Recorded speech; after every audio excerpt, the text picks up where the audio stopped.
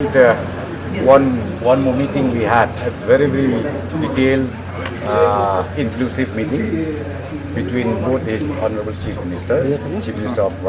Assam and Chief Minister of Meghalaya. And I would like to inform you that more or less we almost completed to reach to the agreement in those areas which ever we already inspected. And now again, both the chief ministers has directed the concerned government to bring out all the detailed report, and thereafter one more meeting will be there between the two chief ministers, and thereafter they will be meeting even the honorable Union Home Minister,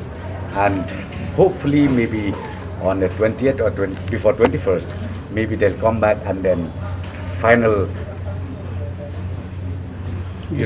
agreement will be made public to both the state of Assam and Meghalaya. So this is the meeting that we had.